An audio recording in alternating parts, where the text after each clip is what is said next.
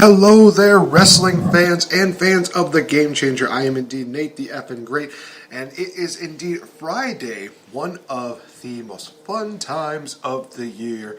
Friday, which means it's time for the weekend, and doing a little bit of something different here, and that is that I will be doing the wrestling show today, and tomorrow is when I will be doing the show with Victory Bell, in which you guys will be definitely enjoying what we have in mind for you.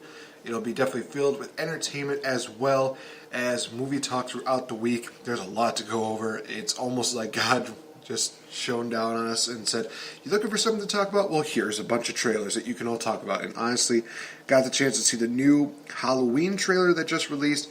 Looks absolutely amazing. But I'm going to get more into that tomorrow. Today, it's all about wrestling. Like I said, this week in wrestling was actually pretty interesting, to say the least. It wasn't really bad, but it wasn't one of those things where too much was really exciting, except Smackdown actually did something very interesting, which I'll get into that when we talk about that. But I think that it's only fair that the first thing that I talk about is the reaction to what happened this past week, and that was the trial between CM Punk and WWE Dr. Ammon. It went through and it got finalized this past Tuesday, in which CM Punk won. Hey, it's really good to hear that, because in all honesty, it definitely shed a lot of light of what went on in WWE. A lot of sources, a lot of reports. You can definitely look online and check them all out and see what they all have to say, what happened during the case. There's even an interview that I posted up on my Twitter that had a post interview with CM Punk where he talks about how very emotional he was during this trial, how hard it was for him to get through it, as well as just how happy it is to just be done with it, and so that he can move on with his life and actually enjoy, things that he loves. It's just really good to hear that, because CM Punk has gone through a lot since the events that took place in 2014. 2014 was honestly his worst year. And I'm not just talking wrestling-wise. I'm talking like absolute on, as well as everything that was going on with WWE. I mean, it should have been really topped off and just absolutely happy moment for him when he got married. But on the day of his wedding, it got basically wrecked because of the fact that he had his termination papers on there. It was absolutely inexcusable. They did not give him the courtesy of a phone call. They just sent him his termination papers, and it was just like, really? On his wedding day? And like he said, you can't say that wasn't really, completely planned. And Vince McMahon, of course, has gone on record to say that he apologized for that. That was poor timing on their part. But getting back to the case at hand, like I said, CM Punk won, and he's basically said that he's done with wrestling. And this is something that he's been saying for years. And people are still going to be egging him on. They're still going to be saying, you got to come back. You got to come back to WWE. You got to go to Impact Wrestling. You got to go all in. So many people want to see CM Punk come back. I'm a fan of CM Punk. Would I like to see him come back? Of course I would. But the fact of the matter is that if he was miserable during that time, I don't want to see him be miserable again. I'd much rather see him just be that happy-go-lucky guy that I saw as the WWE champion, where he was having fun, where he was actually enjoying being the guy. But if he's going to be going down a miserable deal, it's not fair to him. It really isn't. It's not fair to have, his health be put on the line, his, physically and mentally. It's draining for him. And right now he's getting ready for his second fight tomorrow night for UFC. And he's already got a lot going on with that, with Dana White basically putting it on the line, where he's basically saying, that he's putting a lot of work and a lot of money on CM Punk. And basically, as soon as this is done, we're going to find out, is CM Punk still going to be in UFC, or is this it? Is this it for CM Punk? Are we at the point where it's like he's done? Because it's just not working for him. It's obviously one of those situations where Dana realizes that, he's only this part-timer guy, but there's really no benefit to him, especially if he can't really compete in the UFC. So we'll have to wait and see what the UFC fight is tomorrow. Hopefully it goes well. CM Punk, I know you will never listen to this, but I'm saying this to you right now. Good luck to you tomorrow, and I'm wishing you nothing but the best. Just enjoy life right now, and congratulations on your victory in court. You definitely deserve it. And there's a lot of notes, like I said. I'm not going to go too deep into what's going on because everybody basically knows. So I'm going to end it on this. Again, I would love CM Punk to come back to wrestle, but if he's happy with where he's at, I'm happy for him. It's not my choice to keep chanting CM Punk, and hope that he comes back. It's not going to happen. It really isn't. If he wants to come back, he'll come back. If he doesn't want to come back, then it's his choice. It really is. And I will actually be one of those people that will not be chanting CM Punk's name during the Chicago events, either Takeover Chicago or Money in the Bank, because I don't feel the need to. CM Punk, this is where he's basically still saying, I'm done with wrestling. I'm done with wrestling. Leave him alone. Let's just let him live his life, and let's just focus on the product at hand. Let's focus on the wrestling that we have right now. Speaking of that, let's talk about Monday Night Raw. Oh boy.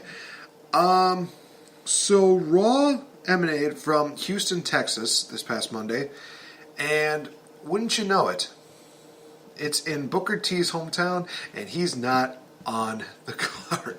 And this is one of those things where I'm just like, wow, are you serious? They pulled him off the announcing table to replace him with David A-List Otunga. For what reason, why, I will never know. I don't understand it. I still don't get it. Maybe he was taking time off for just to spend it with family since it wasn't his hometown. But you would think that it would just be one of those situations where they would have at least given some kind of deal where maybe Booker T gave like a video or maybe like a tweet where he says like, hey, sorry, I can't be there, spend time with family, something like that. And I'm not trying to say like he should be doing that, but it just would have been nice to have like something where he just says, hey man, wish I would be there in Houston, but I like to spend some time with my family. And love you all, you fans out in Houston, Texas. Shout out to his hometown, basically. So we kicked off Raw with Elias doing a concert, which was, again, absolutely great.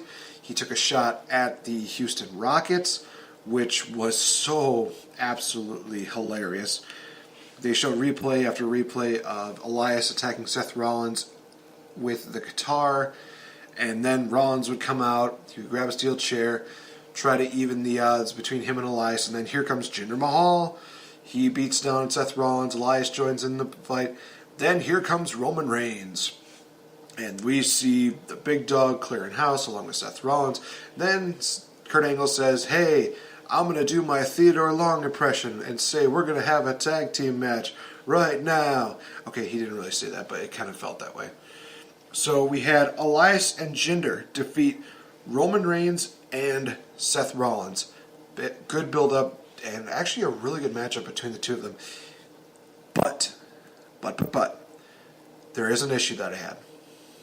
So, last week, Seth Rollins, he hit Jinder with a steel chair. That caused a disqualification. I get that. I understand that. This week, it basically looks like Seth Rollins is going to use a steel chair.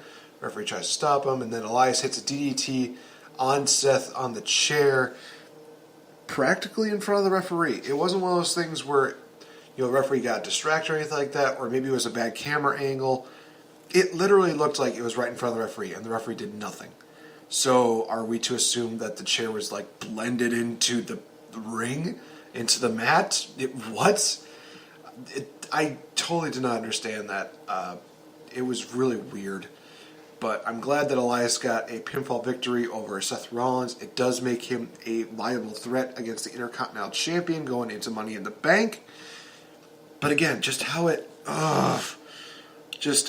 this worked out, it just did not work. I just didn't like it. I really just did not like that. I know I'm probably the only one that didn't like it, but whatever. Okay. We had an interesting deal in which Kurt Hawkins was determined to not go on his 200th loss since coming to Raw, basically? Or is it just... No, it's been building up since his deal with Smackdown. So he was basically going to try and end his losing streak against a wrestler by the name of James Harden. Let me repeat that name again. James Harden. Like the... I feel like they're just really trying to troll me now. It legitimately looked like Hawkins was going to win, and if he was going to win, he would have given the entire arena free tacos. People made jokes about the meat still being from the B-Team barbecue from last week, and it looked kind of delicious for the most part, and honestly, I had tacos at work, so it was kind of weird how that all played out. But then during the matchup, Baron Corbin came out, and he interfered. He attacked James Harden, forcing Hawkins to suffer a loss via disqualification. Then he throws Hawkins into the table, and he basically just has tacos, meat, and stuff falling all over him.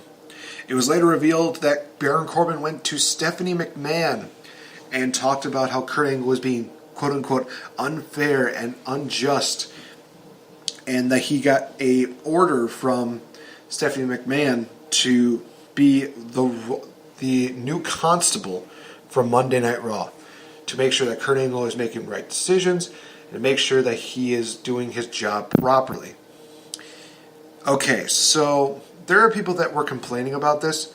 I myself am okay with this, because even though he's basically speaking for Stephanie, here's the best part. We don't have to deal with Stephanie. No Stephanie McMahon on Raw. She doesn't have to come in and basically and just put everybody down. Now we got Baron Corbin, who is legitimately very much, that guy who can definitely do that. And it gives him legit heel heat. It makes him look like a bad guy. I'm totally okay with it. I'm fine with the fact that Baron Corbin is a constable. That's why that is. It is. Why not instead of like an assistant to the Raw general manager or whatever? I don't know, maybe assistant to the commissioner instead of the constable. I don't know. It's really weird. But either way, Baron Corbin gets this new role, and we see him more on TV, which a lot of fans are definitely happy about. I myself am, because Baron Corbin's absolutely amazing. And hopefully there's something good that comes out of this. Honestly, I made the joke that Kurt Hawkins was getting the Heath Slater push, where he's going to keep losing, but he's going to get his first big win at the expense of Baron Corbin. I think that makes sense, storyline-wise. It seems like the right thing to do, but we'll see. We had Braun Strowman defeat Bobby Roode, and Bobby was acting a bit more heelish during this matchup, which was really cool to see. During the matchup, Bobby Roode actually set up a ladder from the ring to the barricade, and then he basically coaxed in Braun Strowman, and Braun Strowman chased around the ring. Bobby Roode went under the ladder, and then Braun basically stopped in front of the ladder like, okay, what's this doing in front of me? Bobby Roode's just make it seem like, ha ha, I got you, now you can't get me, na na na na na na. And then Braun's like, yeah, fuck this. Just smashes the ladder, and the look on Bobby Roode's face just told the story, where he's like, I forgot that he could do that. He literally just, I was thankful that he was wearing dark trunks. He just was just saying, he's begging him off, and then Braun Strowman gets him in the ring, power slams him, 1, 2, 3. That's really it. Bobby Roode is, again, on this losing streak. Great. Just great. We had the Battle Royal for the number one contender titles, in which the B team wins, defeating the other tag teams. This mainly had one major highlight in this, other than the B team winning, and that was the fact that Dolph Ziggler got eliminated first in this Battle Royal. So Dolph Ziggler and Drew McIntyre were eliminated, but then they just cleared house on everybody. They just wrecked everybody up. And honestly, it's kind of cool to see that. I think that they went a little too premature with this whole B team deal, but I think that Dolph and Drew are going to be a part of the tag team title picture one way or another. I don't know. It feels like that's where they're going with this. Because if it wasn't for their interference, then I don't think B team probably would have won. Just saying. So then we get on to there's a tag team match that took place. The Riot Squad took on Sasha Banks and Ember Moon, as well as I think it was Alexa Bliss who was their partner, but she got injured. And then Bayley got involved and she helped Ember and Sasha win. But then Baron Corbin was saying, this should not have happened because Bayley was not the original partner. Kurt Angle then talks to them all and says, unfortunately, since Bayley was not the, original participant, that Bayley unfortunately caused their team to lose by disqualification. Oh boy, that was that was a thing. So this was really bizarre because before Kurt Angle came in to announce this, there was this deal where Sasha and Bayley had a little bit of like a rekindling moment where the two of them are like, talking like friends, and Ember just says, okay, this has got to end. You guys just need to hug it out. And then after Kurt Angle delivered the news, then basically Ember just ticked off at Bayley, and then Sasha just ticked off at Bayley. I just don't understand where this is going. I can see them trying to build up Bayley and Sasha maybe at SummerSlam, but this was just too weird. It was nothing really as memorable as you think it would be. I just don't understand where this situation's going. They've been doing a slow burn for this for such a long time. Just turn Sasha heel already.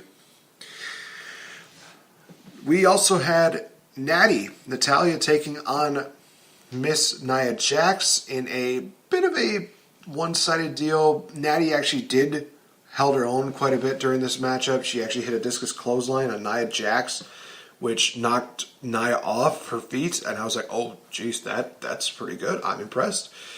Nia did a bounce off the ropes, and it did look like she actually hurt her knee. Nia Jax would take advantage of this with a Samoan drop for the 1-2-3. With Ronda on commentary, she would soon eventually come down, and there'd be this weird deal where Natty is in the trainer station, and then Ronda's taking care of her, and then Nia comes back and checks on her, and Ronda's trying to say back up. Natty's like caught in this weird middle situation. They had such a good thing going with this, and then they did this angle. My hype for Nia versus Ronda just went down immensely after this angle. They did so good with it. Then they threw Natty into the mix, and it's like, oh great, now she's going to come into play with the finish. Probably going to cost, Ronda the matchup. It just, I would have loved it better if they were just focused on these two, and maybe Natty just plays as a surprise factor. But that's not really what happened, because we had this. And then basically Natty just says to the two of them, I need time to think, I need time to heal.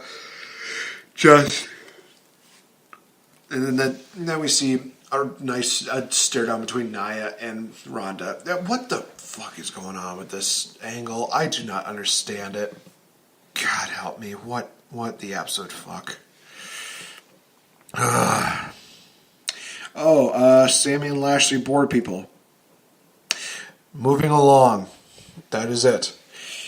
We had Kevin Owens versus Finn Balor in an NXT TakeOver rematch. Pretty good matchup between the two of them. Unfortunately, though, Kevin Owens got himself disqualified against Finn Balor. And Finn Balor actually beats down on Kevin Owens and then climbs the ladder and retrieves the briefcase, ending Raw. So, as far as we're basically concerned here, is that Finn Balor is slowly starting to get some momentum.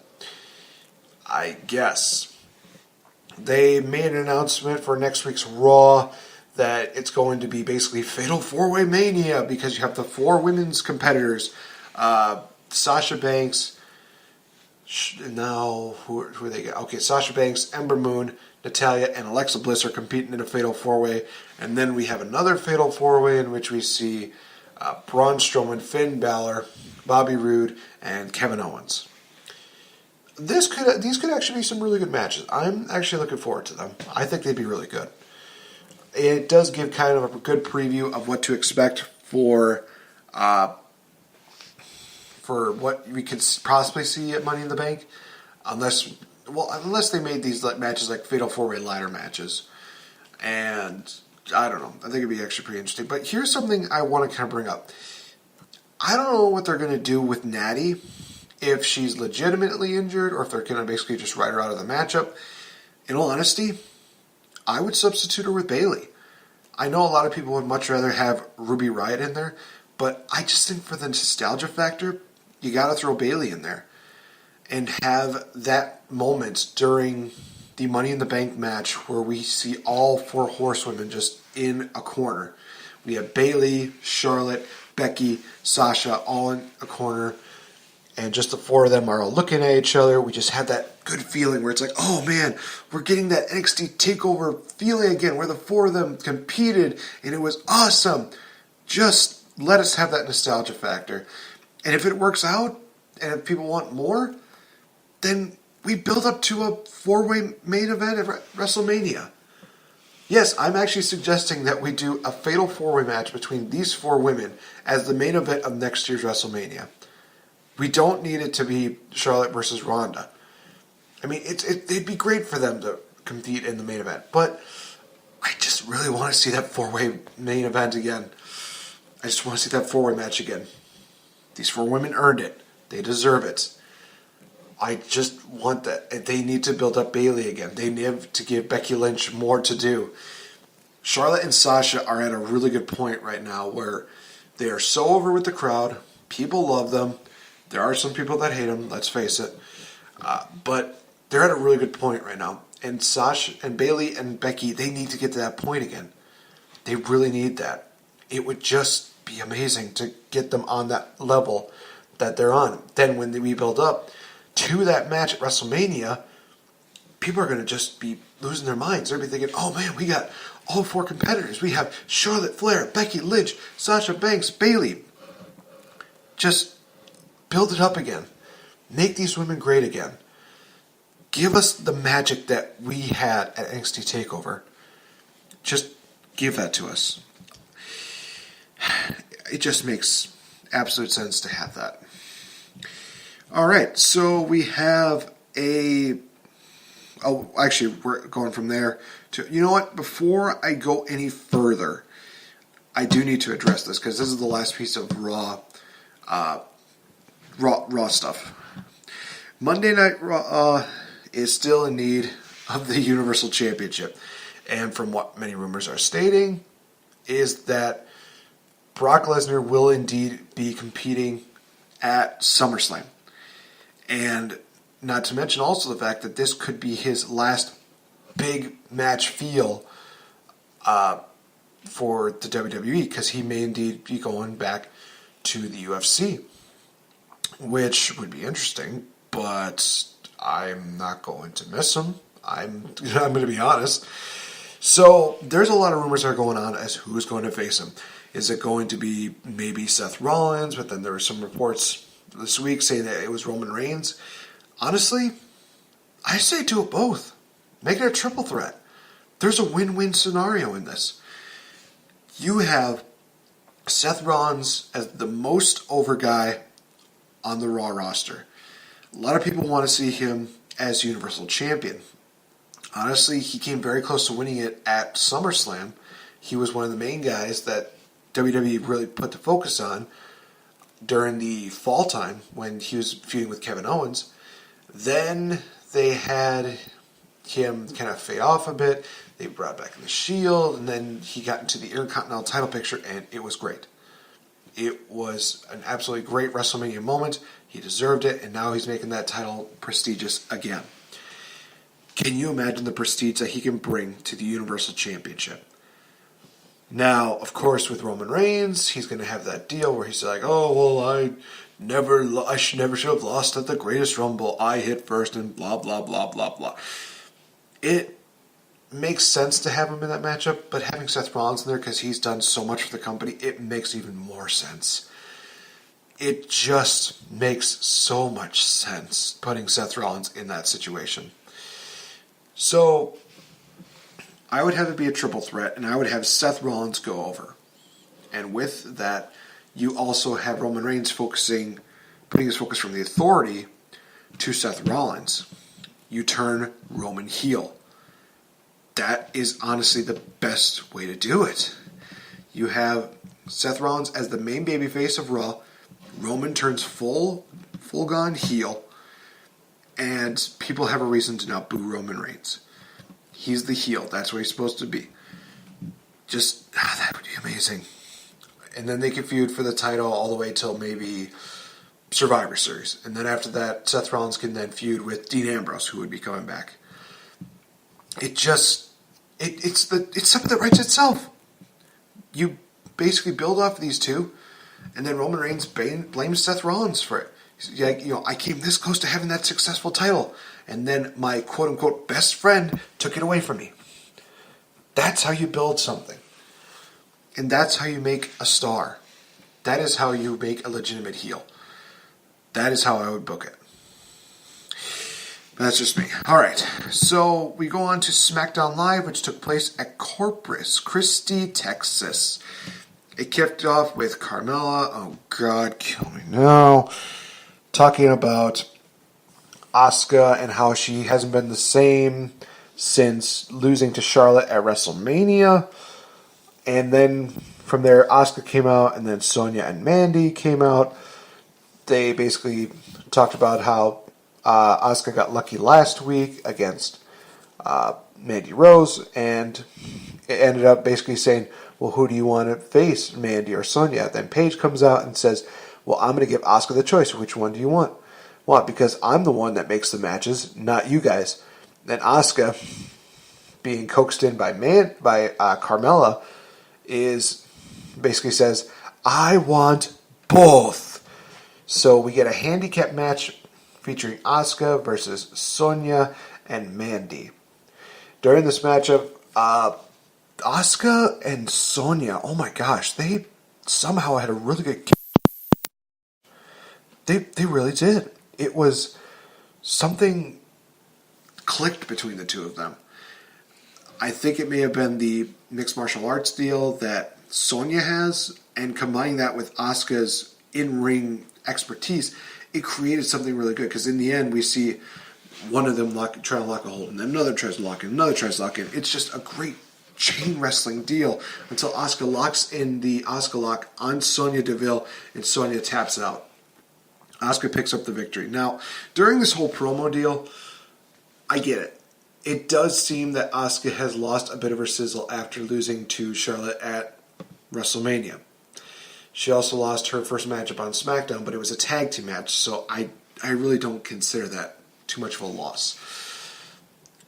So, here's the major issue that's going on right now. If Carmella defeats Asuka at Money in the Bank, which is honestly just a huge hole in my heart just thinking about that. If that happens, then Carmella will be right. And they have just buried Asuka, which is the worst thing that can happen. Asuka needs to win at Money in the Bank. Carmella does not need the championship. She was never ready for it. She doesn't deserve it. Asuka needs to win. Because otherwise people are going to lose that. They're going to lose faith in Asuka. She's going to lose some fans. It's just not worth it. I take the safe route. Asuka wins. If they need to have somebody cash in on her on the same night, let it be Becky. Let her be the next major heel. It just makes sense. It makes absolute sense. That's my opinion. Alright, so we also had Carl Anderson defeating Luke Harper in a pretty quick matchup. And this is one of those things where it's like, okay, so we got the champions winning, champions losing in a non-title situation. It's like, oh, great. So nothing really major happened there. We had Lana and Aiden English taking on Jimmy Uso and Naomi. A couple of spots in this matchup.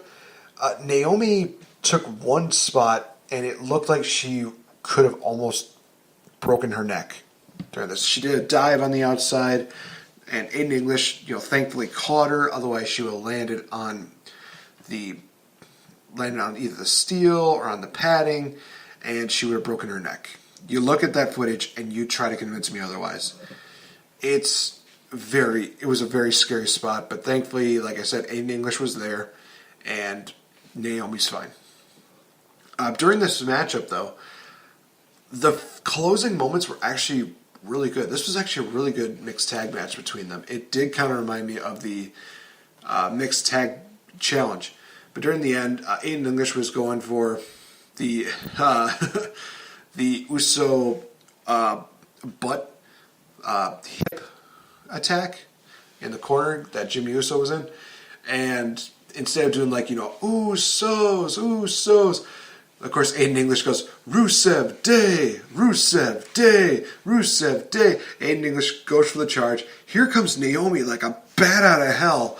Just cross bodies Aiden English out of nowhere. And then Jimmy Uso hits a super kick on Aiden for the 1-2-3. Jimmy Uso and Aiden English, Jimmy Uso and Naomi, I should say, pick up the victory. It was a really good match between them. I absolutely loved it. We also got a great match between Charlotte and Becky Lynch. And first of all, before I go any further with this matchup, I would just like to say to all of the critics that basically criticize Becky Lynch and who criticize Charlotte, I only have two words for you.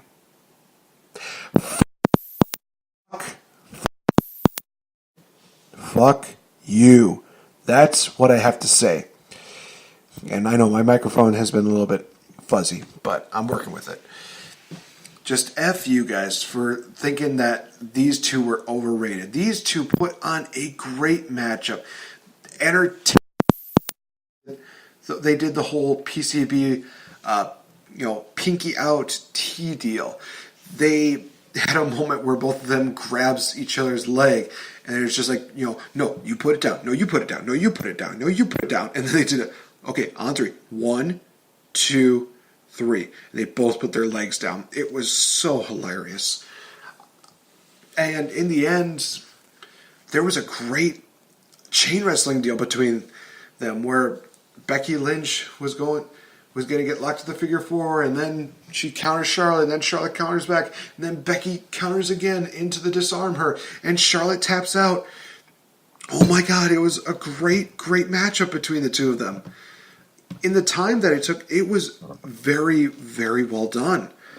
And a lot of people had definitely noticed this, that a lot of the time spent on Smackdown was devoted to the women. This was great. Whereas you look at a lot of what was going on Raw, they had it mostly, dependent on the men. On SmackDown, they gave the women the ball, and they ran with it, and they did great. They had 3 great matches in here. And it's great to see that SmackDown is indeed the land of opportunity, and where women are just thriving very much so. It was absolutely great. I loved it. I loved the fact that they actually gave, Becky and Charlotte some good match time. That they gave the mixed tag match some good spots, including Lana and Naomi. They had their good spots there. Asuka in that handicap match against Mandy and Sonya was great. It was great. It was a great matchup. I absolutely loved it. I was very surprised by that. So, the main event was a 6-man tag team match in which we saw the New Day taking on The Miz, as well as Rusev and Samoa Joe, and I thought I had this all figured out. I was wrong.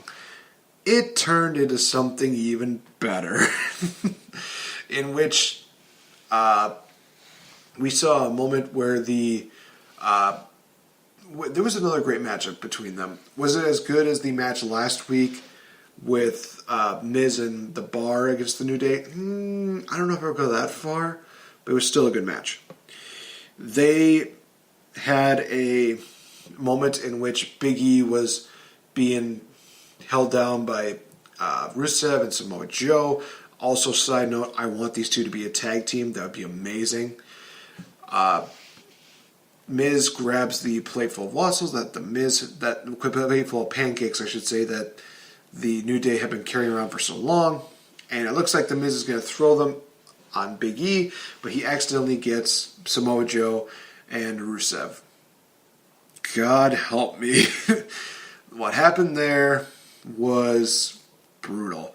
Rusev beats down the Miz, and then Samoa Joe beats down the Miz.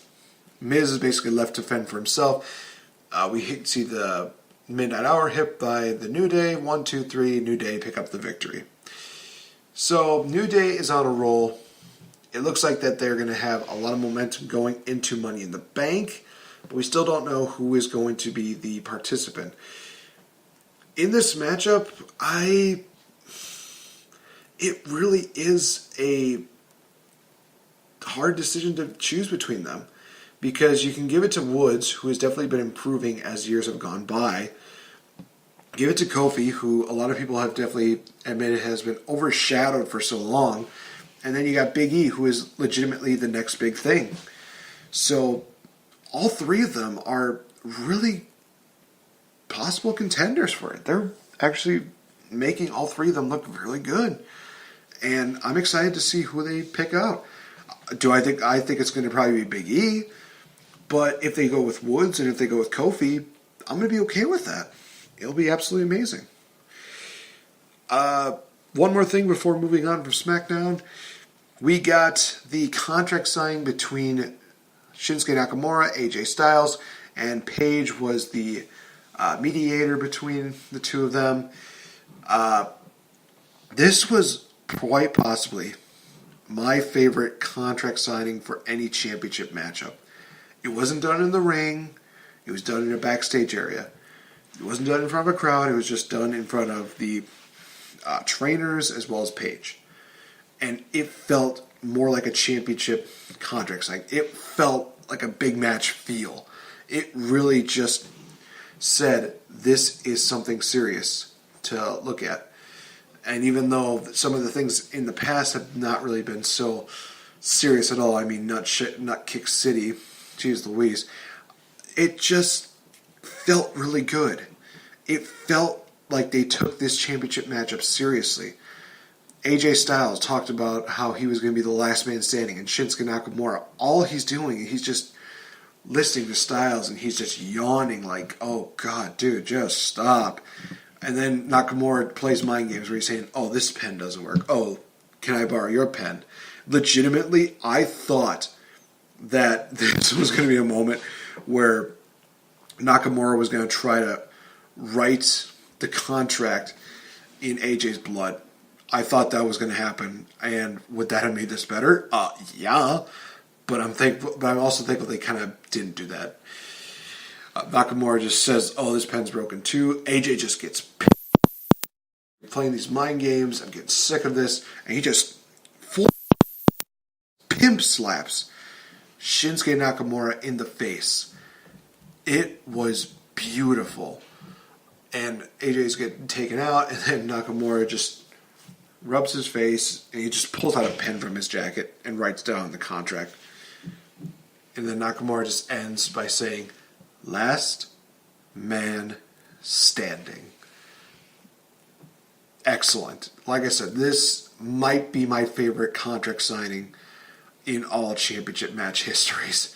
That's including, whether it's a UFC fight, whether it's just a movie fight, whatever it is. This is honestly my favorite contract signing by far. Loved it. Smackdown definitely won this week. All right, so we go from Smackdown, who did a tremendous job, to the one and only 205 Live, in which we had, I'm trying to think here, we had Lince Dorado defeating Brian Kendrick. It was basically a Lucha House Party deal. It was pretty interesting. We had TJP taking on Ryan King. So I guess TJP is building himself up again, which is okay with me. TJP defeated him. And then we had Buddy Murphy versus Mustafa Ali, which, to a lot of people's credit, have definitely said that this was probably match of the week again. These two really put on a great show. And the fact that, Buddy Murphy has just been getting better and better and better as time goes on really does scream that he may be the next Cruiserweight champion. His match with Cedric Alexander was great, and you got to believe that there's not end it with that. There's going to be more to come. We'll just have to wait and see. Oh, man. It just looks like these two are... They are going to be future champions, in all honesty. Even if they do a Cruiserweight tag team championship division, which I still think it should be a 3-man team deal, it will work. It will work. Because they have the talent, they have the roster, they have the right people. I would just love to see more from this. 205 Live was pretty good. Let's be fair. This leads me to... Oh boy. This leads me to NXT. Good Lord Almighty. So we had TM61 defeating a random team, and they're basically, stating their claim as the mighty team of the roster. Really, really good matchup. I think it was like a pretty decent matchup, but a really good promo afterwards. Really great to see. They showed a little bit of highlights for Aleister Black, basically talking about Lars Sullivan, and he's actually going to be on NXT next week to speak in front of the crowd. That's going to be great. Danny Burch took on Roderick Strong in a very good matchup between the two of them. Danny Burch, I'm very surprised in how far he's come since joining NXT. Just, wow. He put on a really good matchup with Roderick Strong. And then we had Undisputed Era come out. We had Oney Lorcan and Pete Dunne come out. That caused a distraction. That allowed Roderick Strong to pick up the scraps and pick up the victory. Then we had Pete Dunne just beating down on Roderick Strong. He looked like he was going to go for the bitter end. But then Undisputed Era came in, and Roderick Strong beats on Pete Dunne, leaving him just holding his back. Oney Lorcan, Danny Burch were both beaten down. Undisputed Era is looking strong going into NXT TakeOver Chicago. It looks really good how these guys are getting built up. We also had a promo deal between Ricochet and Velveteen Dream. Basically, Ricochet talks about all the stuff that he did on the independent scene. They showed a little bit of some of his wrestling and the independent scene. Velveteen Dream just talking about how he's kind of been successful in NXT. One of the things I really liked about this was that Ricochet mentioned how Velveteen Dream was on Tough Enough, but he didn't win the whole thing. And the Velveteen Dream just brushes it off. He's like, Tough Enough? I don't recall that. Literally, he's focused on all his successes, and he brushes off his failures. That is awesome. I legitimately loved that. I thought that he just plays his character so well, and he and Ricochet are just going to create something good. This could be a legit 5-star plus match between them. It could be 6 stars for all we know. It's going to be really good. The way that they're building it up is great. The wrestlings are very polar opposites, but this will be a match you don't want to miss. It is next week, you guys. Oh my gosh, it's hard to believe it's almost 7 days away. Just give it to me now. But I do need to mention the fact that we did kick off the show with Shayna Baszler coming out with her Women's Championship, and she basically talks about how she defeated Dakota Kai and that she's not very happy of what happened after with Nikki Cross and how she basically just humiliated her. Nikki Cross just comes out and she just said, and Nikki Cross is just basically just looking at Shayna Baszler just all crazy. She has this look of oh man, I really want you to just tear me apart. I want you to try to beat me. Just try to, destroy me. And Shayna Baszler is just, she actually literally said, "What, are you crazy or something? What is going on with you? I don't understand it." And then she literally says, "You better not do what you did to me again, or I will, or she just says, I will choke you out." And you hear Nikki just screaming, "Do it, do it, do it, do it, do it, do it, do it." I'm just thinking oh God, I got Palpatine's voice in my head, do it, kill him, do it now. And then these two just basically brawled with each other. Shayna Baszler was leaving the ring with her mouth busted up. It was just, it was so good. This is legitimately my favorite feud going on in the women's division. The build-up is so well done. These two are, again, polar opposites, and they also have the same goal, to be the most dominant woman on their brand. And for Nikki Cross, that will lead her to a championship victory in the future. I can guarantee it.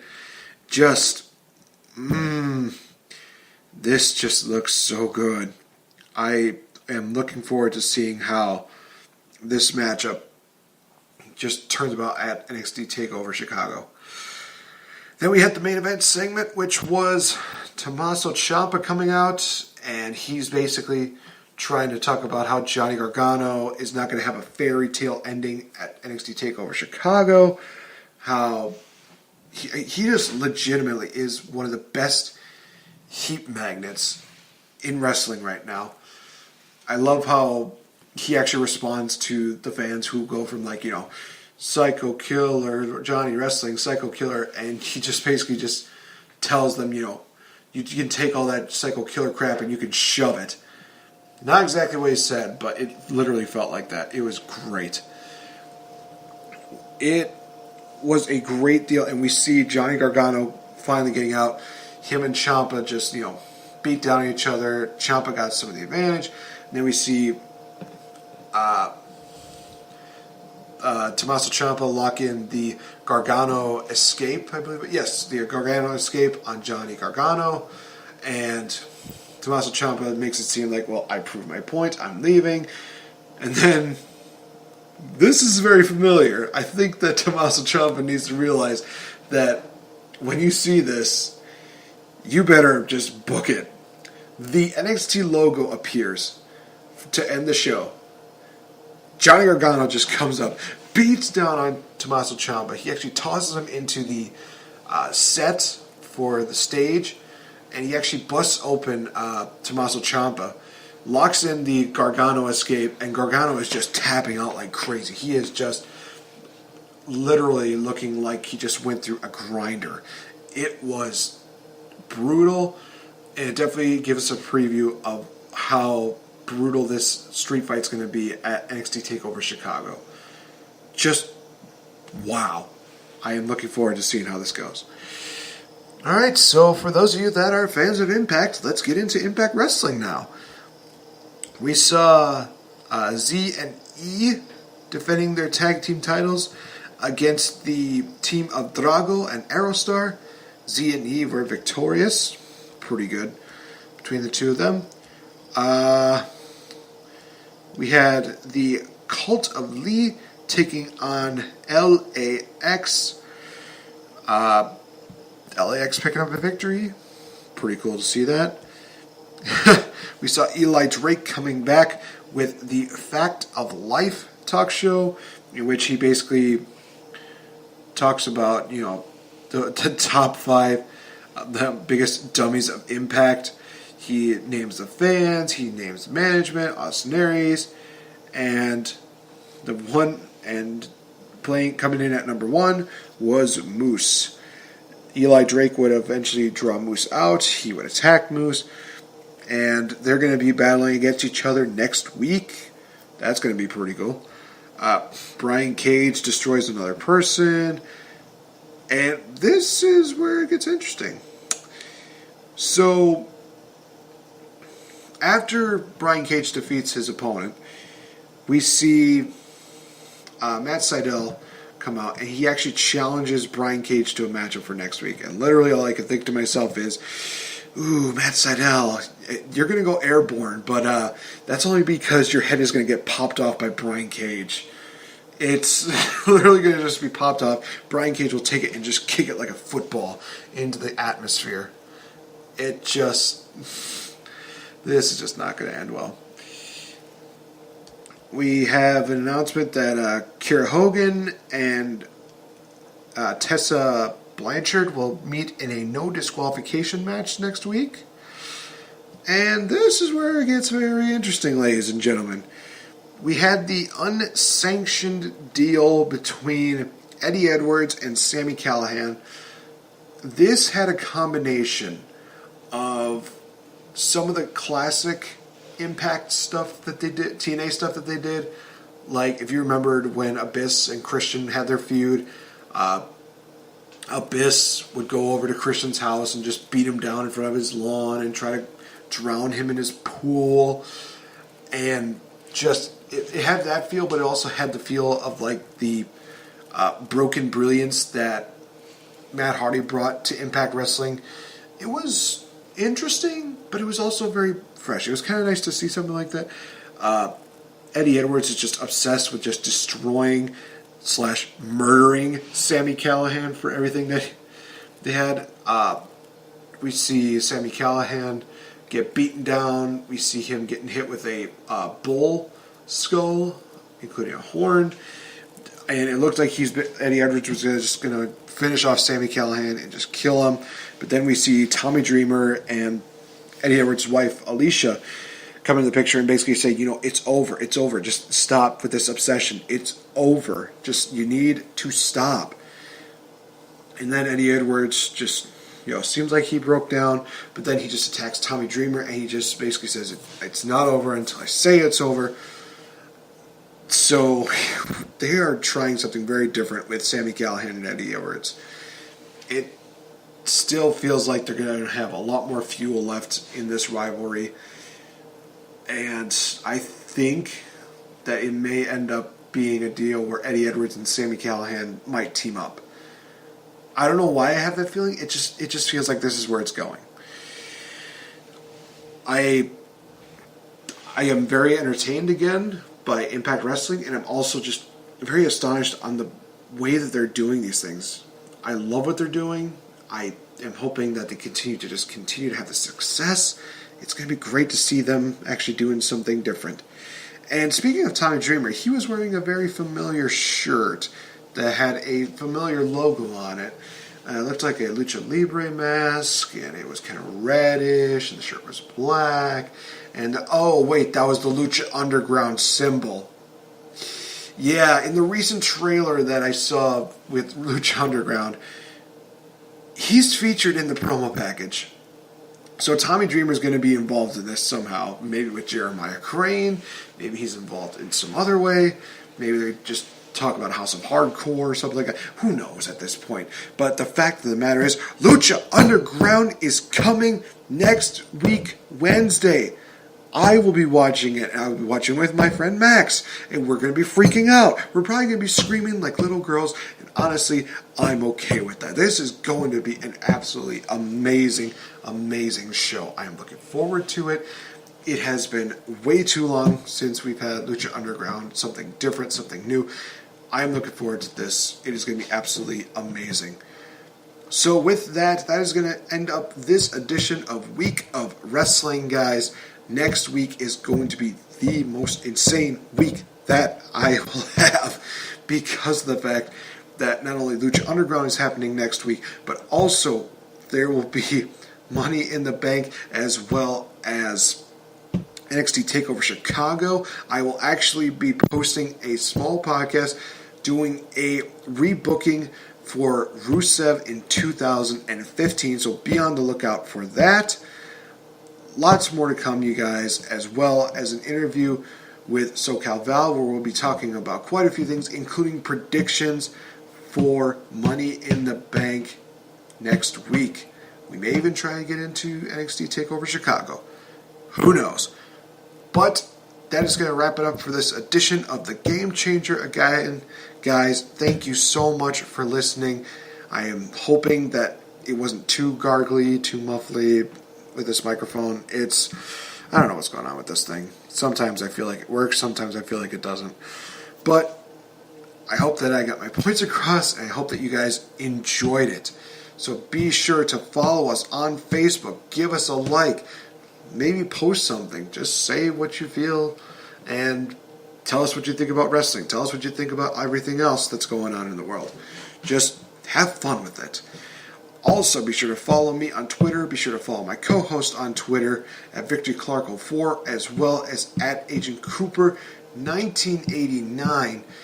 So much is going to be going on. And this summer, you guys, August 1st will be the start of the biggest event for the Game Changer. It is GC Summer Bash. New content, some familiar content, special guests, so many people that will indeed be a part of this. I've already announced one person, that will be Joshua Yeager, and I will announce more in the month of July because I really do want these guys to be confirmed. So be sure to tune in to the shows in July to hear a lot of these announcements. Be sure to follow me on Twitter to find out about them. Be sure to follow us on Facebook to find out about them. I have been Nate the Effing Great. This has been Friday. Talk to you guys tomorrow. Have a good one. Bye-bye.